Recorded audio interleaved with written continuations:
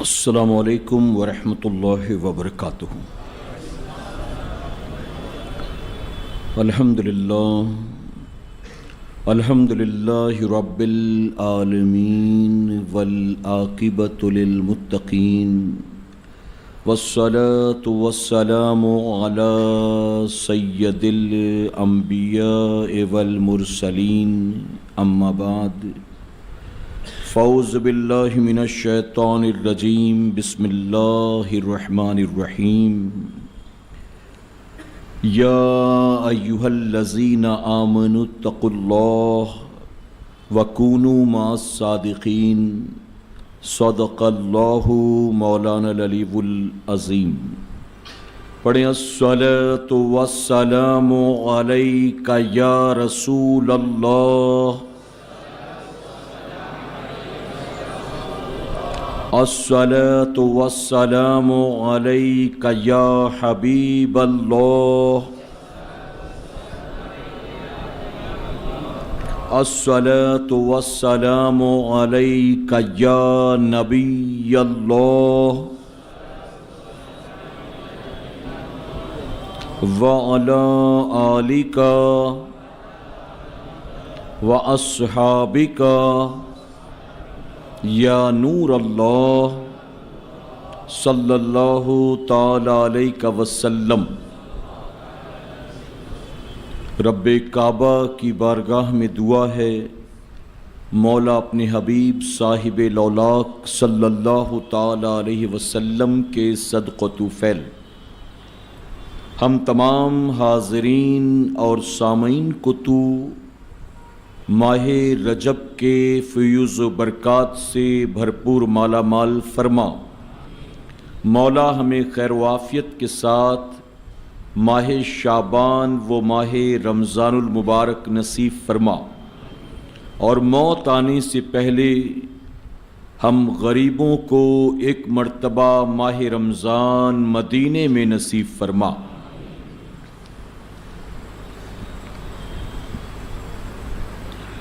تیری نسل پاک میں ہے بچہ بچہ نور کا، تیری نسل پاک میں ہے بچہ بچہ نور کا، تو ہے عین نور تیرا سب گھرانہ نور کا۔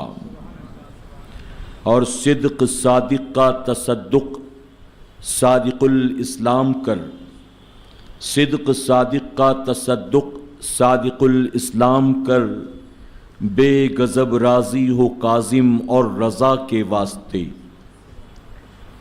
میرے پیارے آقا علیہ الصلاۃ والتسلیم کے پیارے دیوانوں، آج کے سنی دعوت اسلامی کے مرکزی اجتماع میں انشاءاللہ ہم اور آپ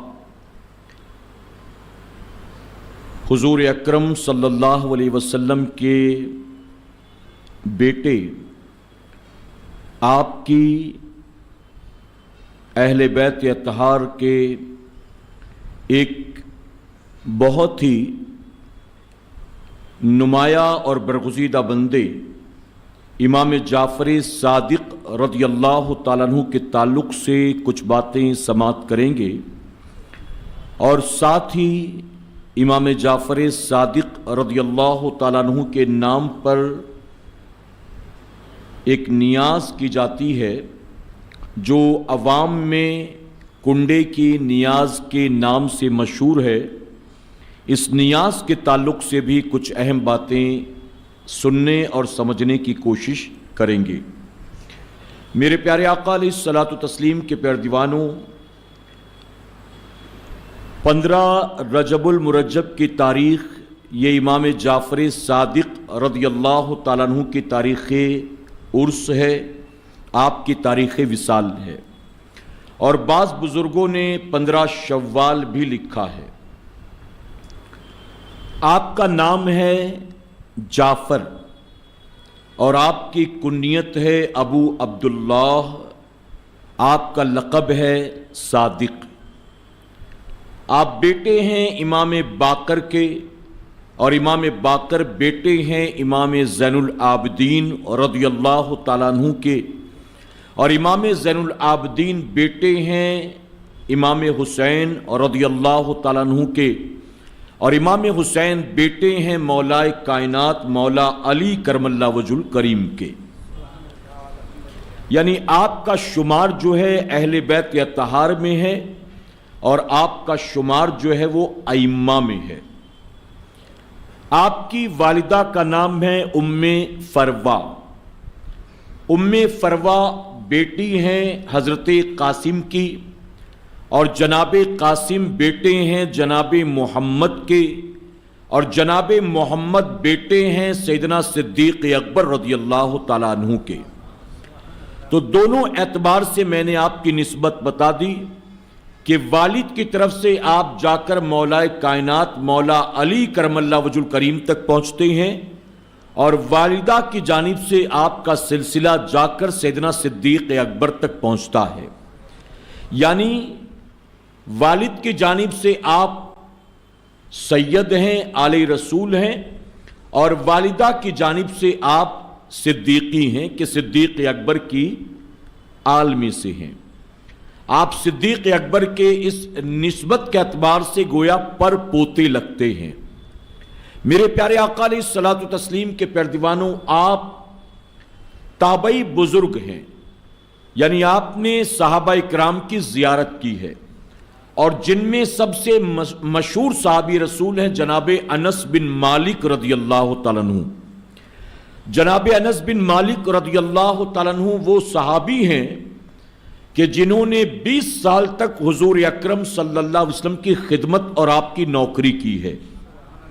محبت سے کہیں میرے پیارے آقا علیہ الصلوۃ والتسلیم کے پیردیوانوں، تابعی اسے کہتے ہیں کہ جس نے ماتھے کی نگاہوں سے صحابہ اکرام کی زیارت کی ہو حالت ایمان میں، اور ان کا خاتمہ بھی ایمان ہی کی حالت میں ہوا ہو۔ اور صحابی آپ جانتے ہیں کہ انہیں کہتے ہیں کہ جنہوں نے حالت ایمان میں حضور اکرم صلی اللہ علیہ وسلم کی زیارت کی اور خاتمہ بھی ایمان پر ہوا۔ آپ مدنی بزرگ ہیں، یعنی مدینہ منورہ میں آپ رہتے تھے، اور مدینہ منورہ میں آپ اسی مکان میں رہتے تھے جہاں حضور اکرم صلی اللہ علیہ وسلم رہا کرتے تھے۔ آپ کی ولادت 17 رمضان المبارک کو پیر کے دن 80 ہجری میں مدینہ منورہ میں ہوئی ہے۔ آپ سوچیں ربیع الاول کا مہینہ بھی ہے، ربیع الاول کی 17 تاریخ، میں نے غالباً رمضان شریف کہہ دیا، 17 ربیع الاول شریف پیر کے دن، اور مدینہ منورہ آپ کی ولادت ہوئی۔ میرے پیارے آقا علیہ الصلوۃ والتسلیم کے پیردیوانوں، جب آپ کی ولادت ہوئی تو اس وقت آپ کے والد امام باقر گھر میں موجود نہیں تھے، تو خادمہ نے جا کر امام زین العابدین کو خبر دی کہ آپ کے گھر پوتا پیدا ہوا ہے، یعنی آپ کے بیٹے امام باقر کو بیٹا پیدا ہوا ہے۔ تو فرمایا گیا کہ امام زین العابدین فوراً تشریف لائے۔ آپ نے اپنی جیب میں دیکھا جو کچھ بھی موجود تھا، غالباً اس وقت آپ کی جیب میں 5 دینار یا 5 درہم موجود تھے۔ آپ نے وہ نکالا، ہدیے کے طور پر خادمہ کو دیا، انعام کے طور پر خادمہ کو دیا، اور سب سے پہلے آپ نے جو ہے امام جعفر صادق کو اپنی گود میں لیا ہے۔ اور بعض سیرت نگاروں نے یہاں تک لکھا کہ چونکہ امام باقر موجود نہیں تھے اور ولادت کے بعد سب سے پہلے امام زین العابدین نے آپ کو گود میں لیا، تو آپ کے کان میں اذان بھی امام زین العابدین ہی نے دیا ہوگا۔ اسی طرح جب آپ کی عمر 15 سال کی ہوئی، یعنی امام جعفر صادق کی عمر 15 سال کی ہوئی، تو اس وقت امام زین العابدین کا انتقال ہوا، آپ دنیا سے رخصت ہوئے۔ تو اگر بچپن کے 5 سال نکال بھی دیے جائیں تو 10 سال آپ نے ڈائریکٹلی امام زین العابدین سے تعلیم حاصل کی ہے۔ آپ کے استاد کی لسٹ میں سب سے پہلا نام امام زین العابدین کا ہے، اور اس کے بعد آپ کے والد امام باقر کا آتا ہے، اور بھی بزرگوں سے آپ نے تعلیم حاصل کی۔ میرے پیارے آقا علیہ الصلوۃ والتسلیم کے پیردیوانوں، آپ گوشہ نشین بزرگ تھے، آپ صوفی صفت تھے، آپ مستجاب الدعوات تھے، آپ اپنے دور کے بہت بڑے ولی کامل تھے، وقت کے امام تھے، اور میرے پیارے آقا کے پیردیوانوں، آپ کی تصنیفات تو یوں زیادہ نہیں ملتی، البتہ آپ کے شاگردوں کو اگر اٹھا کر دیکھا جائے، آپ نے کوئی بہت ساری کتابیں تو نہیں لکھی، لیکن آپ نے اپنی زندگی میں افراد تیار کیے ہیں، آپ نے اپنی زندگی میں ماسٹر پیس تیار کیے ہیں، اور آپ کے شاگردوں میں امام اعظم ابو حنیفہ رضی اللہ تعالیٰ عنہ کا نام آتا ہے۔ یعنی جو ایک فقہ کے امام ہے امام اعظم ابو حنیفہ، وہ آپ کے شاگرد ہیں۔ اور کیسے شاگرد ہیں؟ آپ فرماتے ہیں، امام اعظم ابو حنیفہ فرماتے ہیں کہ اگر میں امام جعفر صادق سے ملاقات نہ کرتا تو میں تو ہلاک ہو جاتا۔ فرماتے نعمان بن ثابت ہلاک ہو جاتا اگر اسے امام جعفر صادق کی صحبت نہ ملتی۔ یعنی آپ سوچیں کہ ہم، بلکہ صرف ہم نہیں، اس وقت پوری دنیا میں جس امام کے زیادہ مقلد پائے جاتے ہیں وہ امام اعظم ابو حنیفہ رضی اللہ تعالیٰ عنہ ہیں۔ پوری دنیا میں فرمایا کہ تقریباً 80% کلمہ پڑھنے والے امام اعظم ابو حنیفہ کے مقلد ہیں۔ تو فقہ کے جو سب سے بڑے امام ہیں امام اعظم، آپ فرماتے ہیں کہ اگر مجھے امام جعفر صادق کی صحبت نہ ملتی تو میں تو ہلاک ہو جاتا۔ کسی نے آپ سے پوچھا کہ آپ کی عمر کتنی ہے؟ یہ سوال اس وقت کیا گیا امام اعظم ابو حنیفہ سے جب آپ کے سر کے داڑھی کے بال سفید ہو چکے تھے۔ پوچھنے والے نے کہا کہ آپ کی عمر کتنی ہے؟ تو آپ فرماتے ہیں کہ میری عمر 2 سال ہے۔ سائل نے حیرت کے ساتھ کہا کہ حضور یہ کیا بات کر رہے ہیں آپ، جبکہ آپ کے سر کے داڑھی کے بال سفید ہو گئے؟ تو آپ فرماتے ہیں کہ ابو حنیفہ نے اپنی زندگی کے 2 سال امام جعفر صادق کی صحبت میں گزارے ہیں، اور میں اپنی اصل زندگی اسی 2 سال کو سمجھتا ہوں۔ محبت سے کہیں، یا تو یہ ساری باتیں مولانا انصار صاحب نے آپ کے سامنے بیان کر دی، اس وجہ سے آپ دوبارہ سبحان اللہ نہیں بول رہے ہیں، یا تو ہو سکتا ہے کہ یہ باتیں آپ نے پہلے سنی ہو، یا تو ہو سکتا ہے کہ یہ باتیں آپ کے لیے کوئی بہت معنی نہیں رکھتی اس لیے آپ سبحان اللہ نہیں کہہ رہے ہیں۔ میرے پیارے آقا کے پیروانوں، آپ سوچیں کہ جن کی صحبت میں بیٹھنے کے بعد ہمارے امام فخر کرتے ہوں، اس اللہ کے ولی کا مقام کتنا بلند و بالا ہوگا۔ جن کے بارے میں ہمارے امام یہ کہتے ہوں کہ جن کے ساتھ میری زندگی کے 2 سال گزرے، میں اپنی پوری زندگی اصل اسی 2 سال کو سمجھتا ہوں۔ آپ سوچیں کہ اللہ کے اس ولی کا مقام کتنا بلند و بالا ہوگا۔ اور یہاں ہمارے امام کے ذریعے ہمیں یہ بھی پتا چلا کہ اصل زندگی وہی ہے جو نیکوں کی صحبت میں گزر جائے۔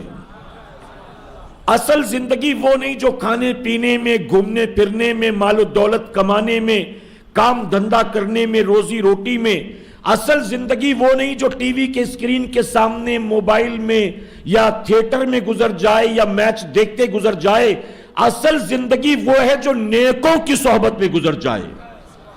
ہم جو بار بار کہتے ہیں نا، ہفتہ واری اجتماع میں آیا کریں، مرکز پر آیا کریں، قافلے میں نکلا کریں، درس میں بیٹھا کریں، حلقے میں شریک ہوا کریں، ہم جو بار بار کہتے ہیں تو اس کا مقصد یہی ہوتا ہے، وجہ یہی ہوتی ہے کہ یہ جو وقت آپ ایسی محفلوں میں یا دینداروں کے ساتھ، نیکوں کے ساتھ، علماء کے ساتھ، ائمہ کے ساتھ، حفاظ کرام کے ساتھ، اپنے پیر و مرشد کے ساتھ، کسی مبلغ کے ساتھ، مسجد کے امام کے ساتھ یہ جو وقت گزارتے ہو، آپ کی پوری زندگی میں اصل وقت یہی ہے جو قیامت میں کام آنے والا ہے۔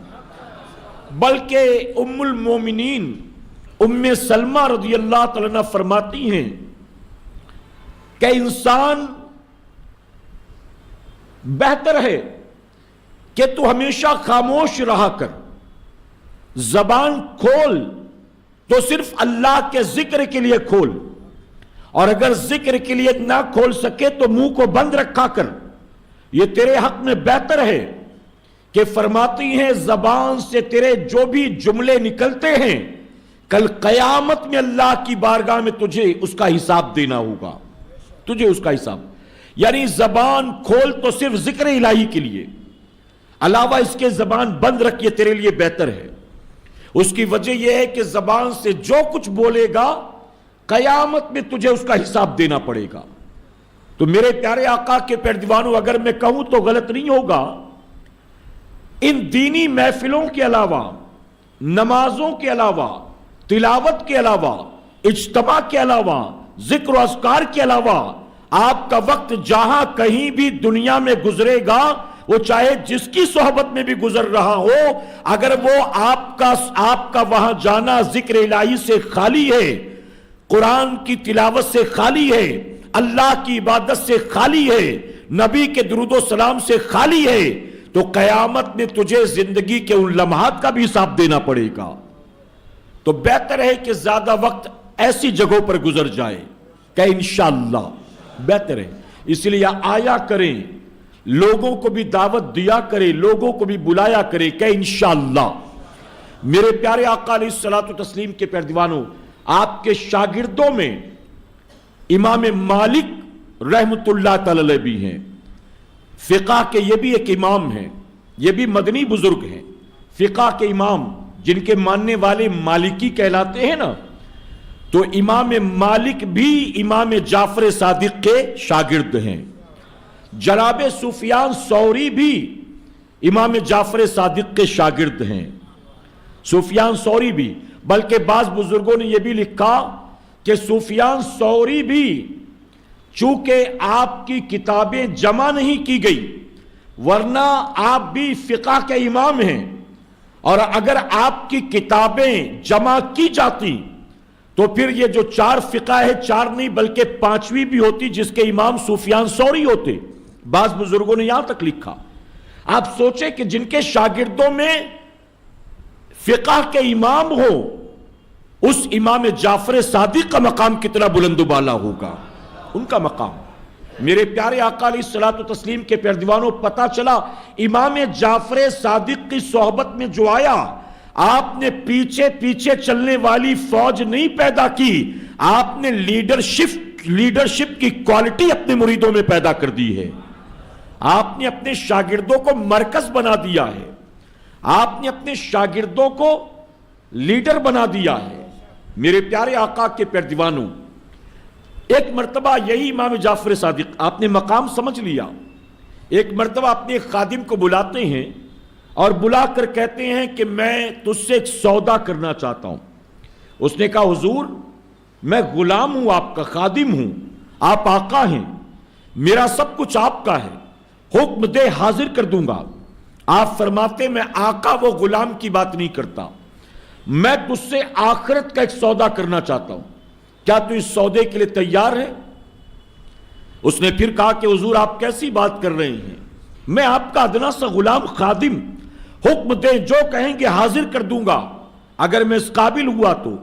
آپ فرماتے ہیں میں نے کہا نا آقا و غلام کی بات مت کر، میں تجھ سے ایک سودا کرنا چاہتا ہوں، بتا سودا کرنے کو تیار؟ اس نے کہا فرمائیں آپ کیا کہنا چاہتے ہیں؟ اب سنیں کیا کہہ رہے ہیں آپ۔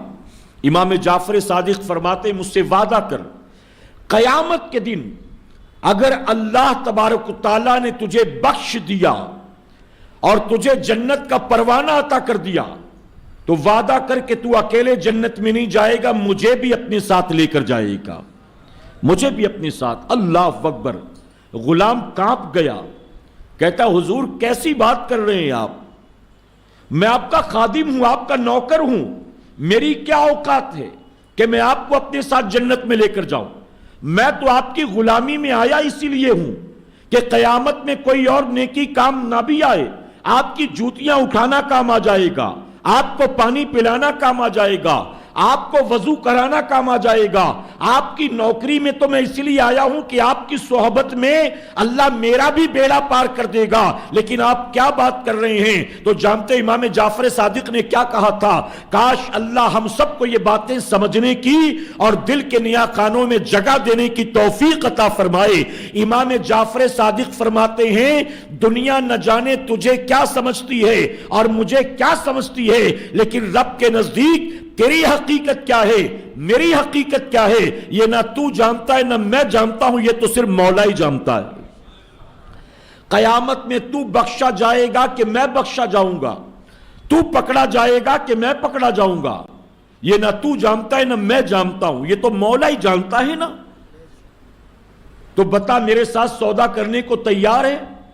قیامت میں اللہ نے تجھے جنت کا پروانہ دے دیا تو وعدہ کر مجھے ساتھ لے کر جائے گا؟ غلام کہتا ہے حضور آپ جو کہتے ٹھیک ہے، مجھے منظور ہے۔ اگر اللہ نے مجھے بخش دیا اور اللہ نے مجھے جنت کا حکم دیا تو میں وعدہ کرتا ہوں کہ آپ کو ساتھ لے کر جاؤں گا۔ جناب امام جعفر صادق فرماتے میں بھی وعدہ کرتا ہوں اگر قیامت میں اللہ نے مجھے معاف فرما دیا اور مجھے بخش دیا اور مجھے جنت کا پروانہ عطا کر دیا تو میں بھی تجھے لیے بغیر جنت میں نہیں جاؤں گا، یعنی تو نے جو وعدہ کیا وہی وعدہ میں بھی تیرے ساتھ کرتا ہوں۔ میرے پیارے آقا علیہ الصلوۃ والتسلیم کے پیروانوں، آپ سوچیں کہ جن کے قدموں سے وابستہ ہونے والا فقہ کا امام بن جاتا ہے، وقت کا ولی کامل بن جاتا ہے، جن کی صحبت میں بیٹھ کر بڑے بڑے اولیاء صوفیاء ناز کرتے ہیں، وہ اپنے بارے میں کہتے ہیں کہ قیامت میں کون پکڑا جائے گا کون بخشا جائے گا یہ مولا جانتا ہے، مولا۔ اور آج معذرت کے ساتھ ایک تلخ بات کہوں گا، معذرت کے ساتھ ہمارے دل و دماغ میں یہ بات بچپن سے کوٹ کوٹ کر بٹھا دی گئی ہے، بیٹا تم کچھ کرو یا نہ کرو پھر بھی تم ہی جنت میں جاؤ گے کیونکہ تم سنی ہو۔ نماز پڑھو نہ پڑھو، روزہ رکھو نہ رکھو، قرآن کی تلاوت کرو نہ کرو، کوئی نیکی کرو نہ کرو، کچھ بھی نہ کرو، جنت تو تمہارے لیے ہی ہے کیونکہ تم سنی ہو۔ میرے پیارے آقا کے پیروانوں آپ بتائیں قیامت کے حساب کتاب کو یاد کر کے کیا صدیق اکبر نہیں رویا کرتے تھے؟ میدان قیامت کو یاد کر کے کیا عمر فاروق اعظم نہیں رویا کرتے تھے؟ کیا صحابہ اکرام نہیں رویا کرتے تھے؟ کیا بزرگان دین اولیاء صوفیاء نہیں رویا کرتے تھے؟ ارے وہ غوث اعظم کے جن کے سینے سے لگ کر وقت کا چور اور ڈاکو قطب اور ابدال بن جاتا تھا، جن کی ٹھوکر لگنے سے مردہ زندہ ہو جاتا تھا، وہ غوث اعظم بھی قیامت کے حساب کتاب کو یاد کر کے روئیں اور غلاف کعبہ سے لپٹ کر رب کی بارگاہ میں گریزاری کریں کہ مولا تو قیامت میں میرا حساب نہ لینا، اگر تو نے میرا حساب لیا تو تیری پکڑ سے مجھے کوئی نہیں بچا سکتا۔ آخر ان اللہ والوں کا خوف خدا میں رونا کیوں تھا؟ صرف اسی لیے تھا کہ تمہاری نسبتیں کتنی اعلیٰ کیوں نہ ہو، تم کتنے بڑے عابد و زاہد کیوں نہ بن جاؤ، تمہارے پاس علم کا خزانہ کتنا کیوں نہ ہو، دنیا تمہیں ولی صوفی کیوں نہ سمجھتی ہو، لیکن تم کبھی اپنی عبادت پر، اپنے تقوی پر، اپنے سجدے پر، اپنے علم پر، اپنی نسبت پر ناز مت کرنا۔ تم قیامت کے دن کو یاد کرنا، خوف خدا میں لرزتے رہنا، اور یہ خوف خدا میں لرزتے رہنا یہ گویا اللہ والوں کا طریقہ ہوتا ہے۔ آخرت کو بھول جانا، قیامت کے حساب کتاب کو بھول جانا، خوف خدا کو فراموش کر دینا، کیا بتائیے یہ اللہ والوں کا کام ہے؟ یہ تو وہ لوگ کرتے ہیں جو رات بھر آوارہ گردی کرتے ہیں، انہیں نہ قبر یاد آتی، نہ محشر، نہ آخرت، نہ خوف خدا، نہ جہنم، کچھ بھی یاد نہیں ہے۔ یہی وجہ تو ہے کہ زنا کے بازار ڈھونڈ رہے ہوتے ہیں، شراب کے پیالے چٹکا رہے ہوتے ہیں، تاش کے پتے پھینٹ رہے ہوتے ہیں۔ ان کے لیے نہ ماہ رمضان کوئی معنی رکھتا ہے، نہ شب معراج و شب برات و شب قدر۔ یہ آوارہ گردی کرنے والے، پتنگ اڑانے والے، گلچھرے اڑانے والے، پٹاخے بازی کرنے والے، لڑکیوں کے پیچھے سیٹیاں تالیاں بجانے والے، پتہ چلا آخرت کو فراموش کر دینا یہ گناہ گاروں کا طریقہ ہے، اور سب کچھ ہو کر بھی آخرت کو یاد کر کے رونا یہ اللہ والوں کا طریقہ ہے، اللہ والوں کا۔ ایک مرتبہ جناب ابو داؤد تائی آئے، بہت بڑے ولی اپنے دور کے، جناب داؤد تائی۔ اور یہ داؤد تائی کون؟ یہ بھی امام اعظم ابو حنیفہ کے شاگرد ہیں۔ آپ سوچئے کہ امام اعظم ابو حنیفہ شاگرد امام جعفر صادق کے، اور ان کے شاگرد ہیں وقت کے بہت بڑے ولی جناب داؤد تائی۔ آ کر کہتے ہیں اے امام جعفر صادق آپ مجھے کچھ نصیحت فرمائیں۔ امام جعفر صادق خاموش۔ دوبارہ عرض کیا کہ حضور آپ آل رسول ہیں، آپ کچھ نصیحت فرمائیں۔ امام جعفر صادق خاموش۔ تیسری مرتبہ عرض کرتے ہیں کہ آپ آل رسول ہیں، ہمارا آپ پر حق ہے، آپ ہمیں کچھ نصیحت فرمائیں۔ تو جانتے ہو پھر کیا جواب دیا امام جعفر صادق نے؟ امام جعفر صادق کہتے ہیں کہ داؤد طائی، یہی تو سارا مسئلہ ہے، تم چاہتے ہو کہ میں تمہیں کچھ نصیحت کروں، میں تو اس بات کی فکر میں گھلا جا رہا ہوں کہ قیامت کے دن اگر میرے آقا صلی اللہ علیہ وسلم نے میرا ہاتھ پکڑ کر کہا کہ تو میری آل میں سے تھا، بتا تو نے میری پیروی کا حق ادا کیا؟ تو میری آل میں سے تھا، کیا تو نے میری پیروی کا حق ادا کیا؟ تو میں رسول اللہ کو قیامت کے دن کیا جواب دوں گا؟ میں تو اسی سوچ میں ڈوبا ہوا ہوں، اور تم چاہتے ہو کہ میں تمہیں کوئی نصیحت کروں؟ تو جناب داؤد طائی نے کہا آپ آل رسول ہیں، تو جانتے ہو کیا کہتے ہیں وہ؟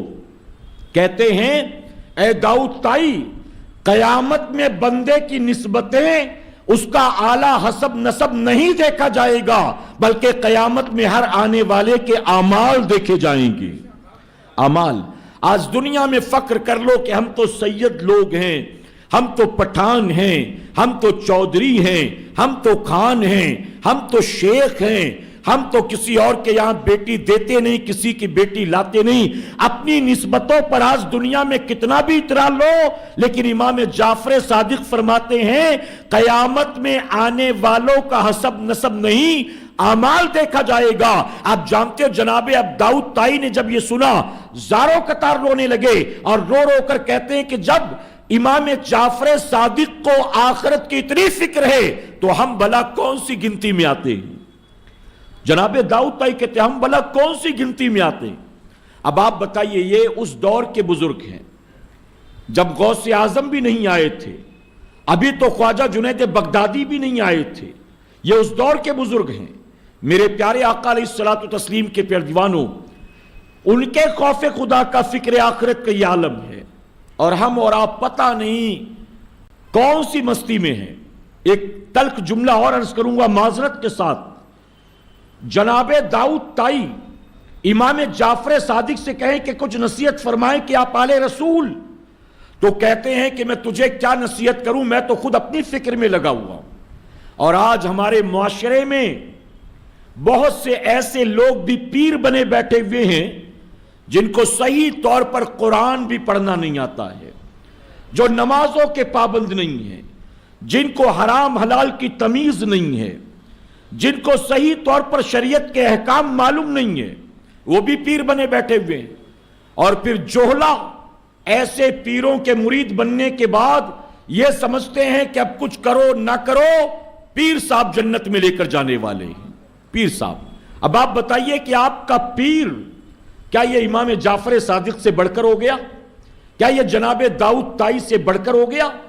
میرے پیارے آقا کے پیارے دیوانوں کو اپنے آپ کو اگر یہ کہے کہ ہاں میں جنتی، اپنے مریدوں کو بھی میں جنت میں لے کر جاؤں گا، تو آپ بتائیے کیا وہ شخص اتنا بڑا دعویٰ کرنے والا اپنے آپ کو معاذ اللہ صدیق اکبر سے بڑا سمجھتا ہے، عمر فاروق اعظم سے بڑا سمجھتا ہے، جنہیں رسول اللہ نے زمین پر بیٹھے بیٹھے جنت کا پروانہ عطا کر دیا، وہ بھی قیامت کے حساب کتاب کو یاد کر کے روئیں؟ اور آج کے دور میں پیدا ہونے والا شخص جس کے پاس کوئی نیکی بھی نہیں ہے بظاہر، اپنے آپ کو یہ سمجھتا ہے کہ میں فلاں کا خلیفہ ہوں تو میں جنتی، اور میں جس کو مرید کر لوں وہ بھی سارے جنتی۔